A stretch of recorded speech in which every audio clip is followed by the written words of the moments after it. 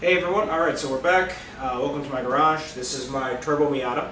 And in my last video I did an oil change and a transmission fluid change. Didn't show off the transmission fluid changes. That's kind of boring. Well, the whole video is kind of boring, but whatever. Today we're getting to some of the more exciting things, and I'm going to be retrofitting cruise control onto this car because I'm a lazy piece. On long distances it's kind of uncomfortable to actuate the throttle manually with your foot. So I'm going to retrofit cruise control, and part of retrofitting cruise control, you have to add the cruise control stock. So on this car, the rain stock is its own thing, the wiper stock. On the cruise control cars, the tip of the rain stock rocks back and forth, and that's your cruise control accelerate and decelerate. So while I'm doing that, I'm also going to install an aftermarket steering wheel, because the factory steering wheel, it's kind of big for me, and it kind of, in certain movements, my leg touches it, so I'm installing a Sparco flat bottom steering wheel and a Sparco shift knob.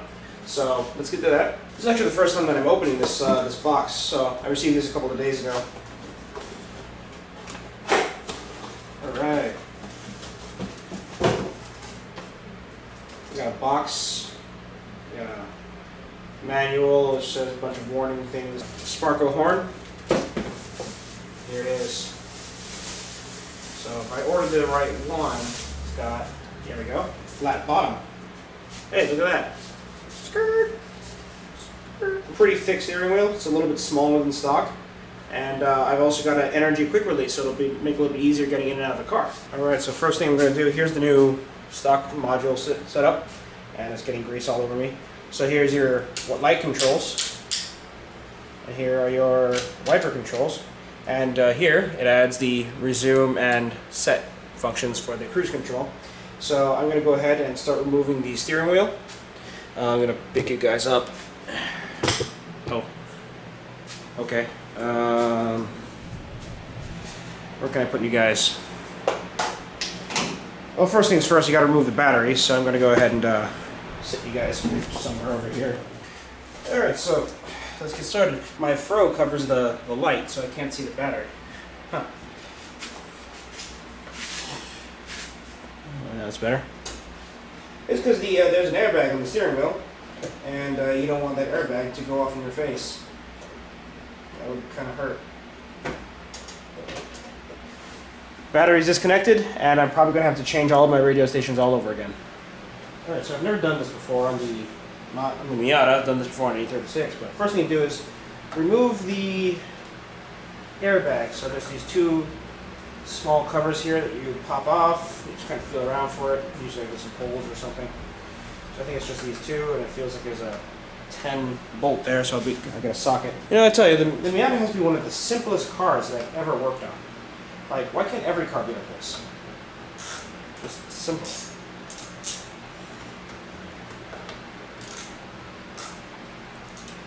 Hang on, can't find the hole. And there it is. Now, one thing I want to mention, when you're removing the airbag, just in case, you know, because shit happens, you don't want to be directly in front of the airbag, rather just kind of off to the side. That way, if it does go off, you don't get a face full airbag.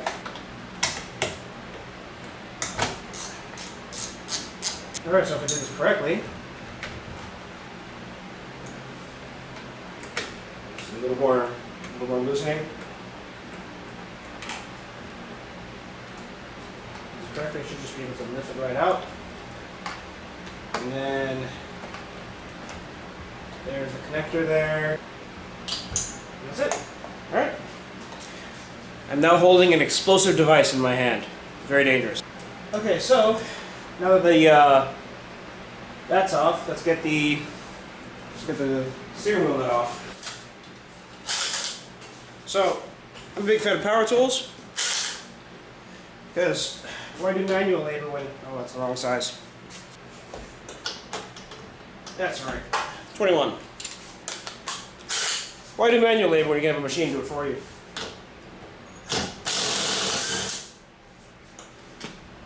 Look at that, easy. Alright, now for step 2. Key into the ignition to unlock the steering wheel. Kind of center it as best as possible. and then just kind of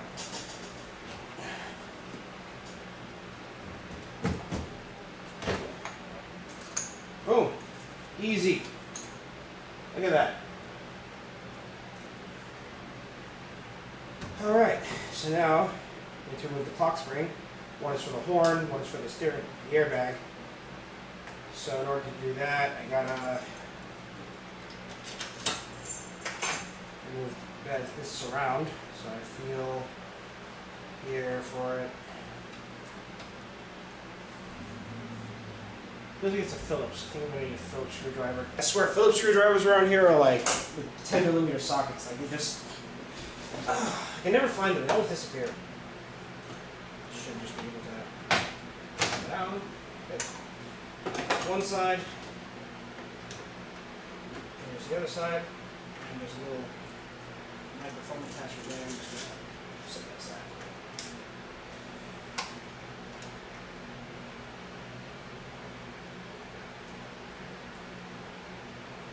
All right.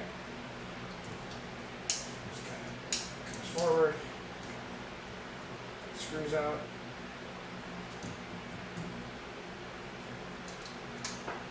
This has gone by so smoothly.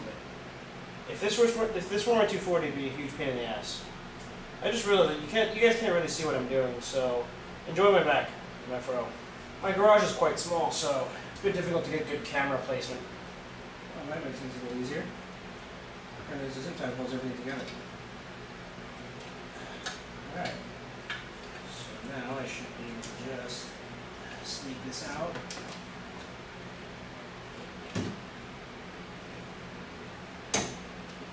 Alright. That wasn't too much trouble. Not bad. Not bad at all. Goes like this.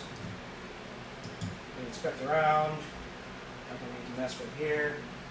So this just goes right back here. Line up with the screws. I'm making excellent progress. Okay, so if you buy an aftermarket steering wheel, it just has 6 holes on it. You can't mount it directly, so you have to get something called a hub. So the hub will go onto the steering column here, steering shaft, and then the steering wheel screws onto the hub. However, I've also purchased a quick release, which has 2 pieces to it. One goes onto the hub, the other goes onto the steering wheel, and that way it'll allow me to quickly remove the steering wheel if I want to get in and out quickly. Make it a little easier. Alright, so let's get started on this. So we're going to start assembling the wheel with my dining table, by the way. So we've got the manual, which is in different languages and I don't need. Here I've got the short hub. Alright. Got the hub here. Screws. Here's the energy quick release. Decided to get a orange body with a gray release ring. So here's what's cool. So you push this button, pull the ring. Get it. Alright. Nope. Okay, I kind of got it. So there you go. So this will stay on the car, and then this comes off with the steering wheel. Okay, that's what should have happened. Let's try this again. Test it one more time. Release, and then that's how it should work. So after all this is all said and done, I actually might end up with no horn at all. So I noticed that here, the clock spring has this gold contact pad here. Well, the hub has this gold contact pad here. However, my clock spring doesn't have that. So I don't know how I'm going to handle that. Alright, got some tools. So, it is kind of a pain in the butt that they gave me 2 male connections on the horn button. Well, one is on the quick release, one is female, one is male. So we're going to have to cut off the male one. So, make it female. Hey Dave, what are you doing today? Oh, nothing, just getting a sex change.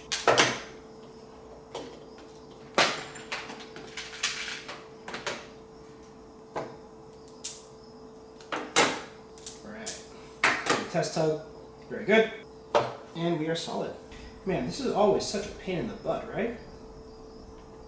It's never easy. Never had to do this before. Oh.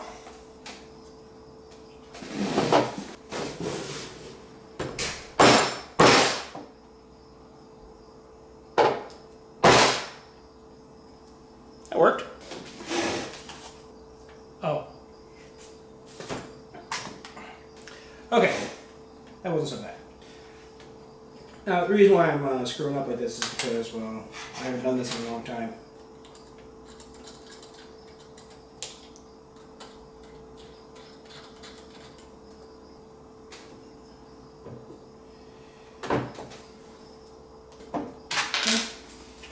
Take the horn button.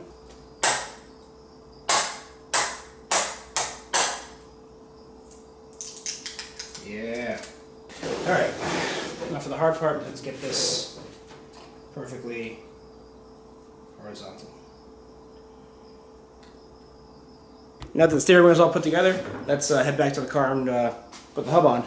Alright, so let's continue with this install. So I realized that the hub isn't designed to fit on with the clock spring, so this kind of takes the place of the clock spring. So I noticed that there's these two small nubs on this canceling part, so that way when you're turning it and turn the wheel, it'll cancel the blinker. There's these two small holes that match up with those two small nubs, so you just kind of match it up to the holes. So just right about there. Alright, that ain't going nowhere. It's going to be a little annoying is that the hub, I'm going to see a way to do it. But I wanted one of the bolt holes to be pointing upward, but I don't think I can do that. Whatever.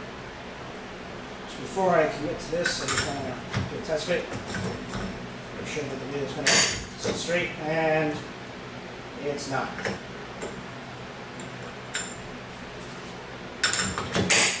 Alright, so now for the next thing. Sorry for the noise, by the way. It's getting kind of warm in here. I'm starting to sweat. Fur doesn't help. So now for the next thing, I have a Sparco shift knob.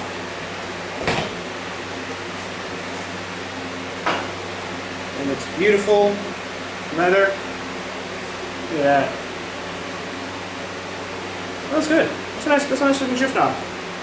So, let's see, it comes with some screws. So let's get to this. The first thing we're going to do is look it up, because I don't know how to remove this freaking thing. NB, Miata, shift, knob. So it just threads on. So, alright, so just grabbing.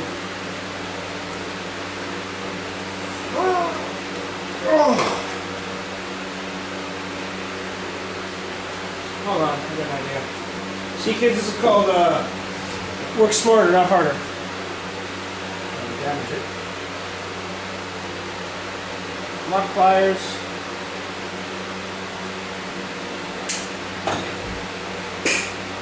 And there we go. See? Wasn't hard at all. Put a little indentation to it. Not enough to matter. Nice.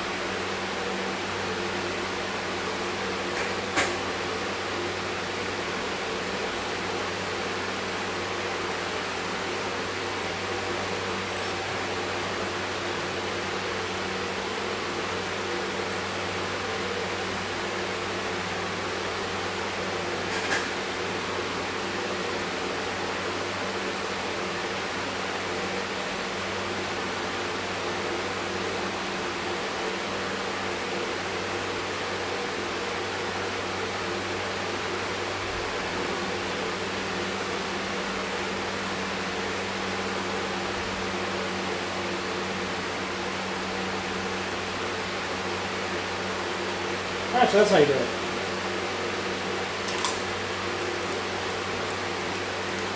So that's where I was screwing up. I was trying to install the shift knob as low as possible. Then I gotta let it up a little bit. If you do it right, you should be able to screw this on. And there you go. Sparco shift knob. Nice and tight. Now I got my Sparco steering wheel. Zoom the camera out a little bit. Alright, so there you go. Now I've got Sparco steering wheel, Sparco shift knob. Looks good. Got my cruise control switches in. Alright. Now I'm install the cruise control modules.